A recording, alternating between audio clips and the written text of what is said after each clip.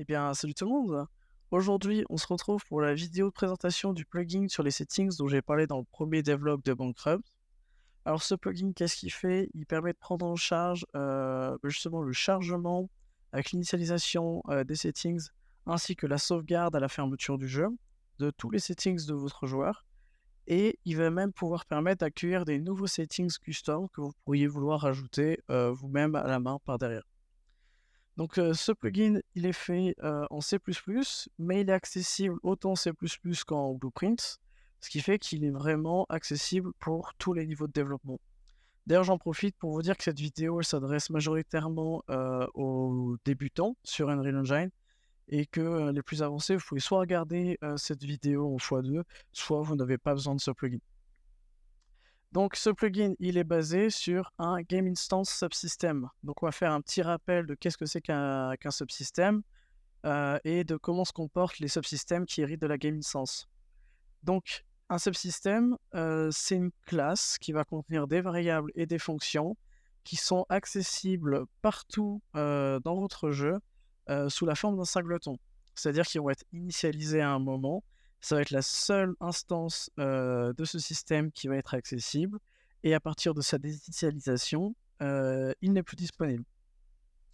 Donc nous, on est basé sur la game instance. Donc la durée de vie de nos subsystèmes va être celle de la game instance. Donc justement, parlons-en.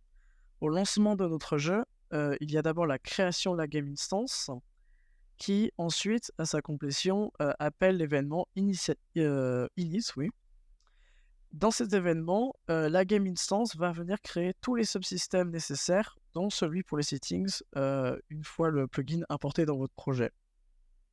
Par la suite, le joueur joue, il fait tourner le jeu, et il finit par quitter, et donc le jeu s'arrête. Dans le processus de fermeture du jeu, la game instance va appeler la désinitialisation, c'est un mot compliqué, dis donc, de tous les systèmes, et va donc clore la durée de vie de notre subsystème.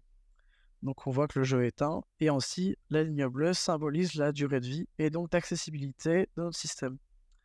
Alors nous, le plugin, il est basé sur une game instance subsystem, tout simplement parce que les settings, on va avoir besoin d'y accéder pour lire ou écrire des valeurs tout au long du jeu.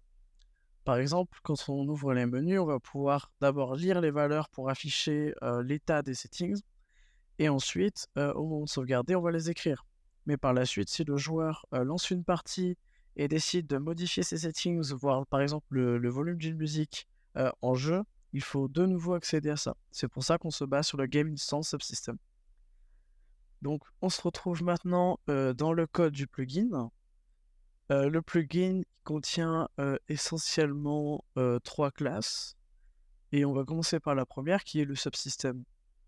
Donc comme promis, le subsystème, il est pas très compliqué parce qu'il va se contenter de faire 2 choses. À l'initialisation, il va charger les settings et vérifier qu'ils ont des valeurs cohérentes. Et à la désinitialisation, il va sauvegarder les settings simplement. Donc là, on peut voir que j'ai surchargé les 2 méthodes du Game Instance Subsystem. Et quand on va voir leur code, là, on vient récupérer l'instance des Game User Settings. Ensuite, on validate les settings pour vérifier que leur valeur est cohérente et le cas échéant, on les remet à leur valeur par défaut. Ensuite, une petite méthode dont on vous parlera plus tard, mais qui permet seulement de donner une référence vers la game instance au game user settings. Et enfin, on vient les appliquer pour justement régénérer les settings de la dernière session de jeu pour notre joueur. À la désinitialisation, pareil, on vient récupérer l'instance des game user settings, puis on les sauvegarde et enfin le jeu se ferme.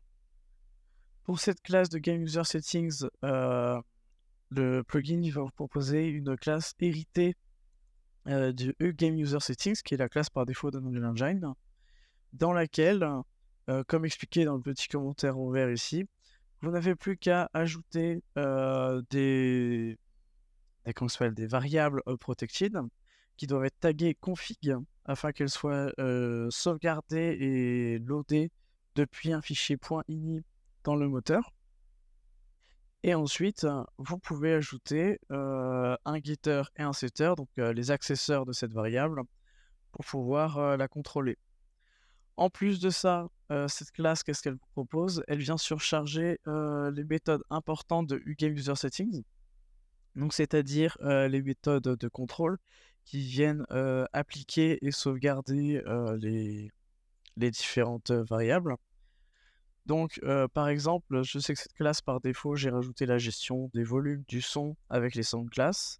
Du coup, j'ai créé une nouvelle méthode, pardon, qui va apply sound setting et ensuite j'override apply settings et apply no resolution settings pour appeler, la méthode apply sound settings. Ce qui permet que vous pouvez garder le même flow, d'utilisation des in-game user settings, malgré le fait que vous ayez rajouté des settings custom. Pareil pour isDirty, je viens vérifier si mes nouveaux, settings custom sont dirty et dans ce cas-là, je viens renvoyer, le logique de, la méthode native plus, mes méthodes à moi.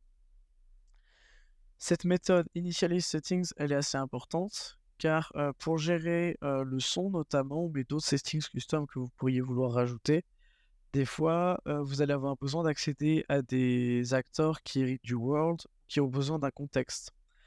Donc là, par exemple, pour le swap audio output device, j'ai besoin du world et donc, je viens, à l'initialisation des settings, dans mon subsystème, juste ici, donner une référence vers ma game instance, ce qui me permet, d'avoir non seulement accès au world, car la game instance a toujours accès au world, mais aussi, a accès, à toutes les références, des classes blueprints dont on pourrait avoir besoin, pour, accéder à certaines valeurs ou set les valeurs.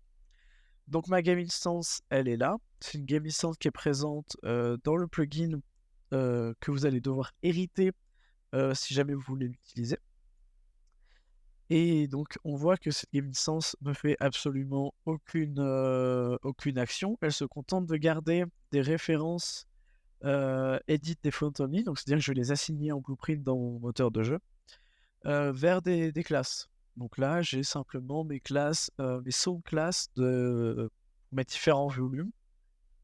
Et ensuite, quand je retourne dans le settings, si on regarde le son, on peut voir que je vais récupérer ma game instance, j'accède à mes sous-classes et je viens, update le volume.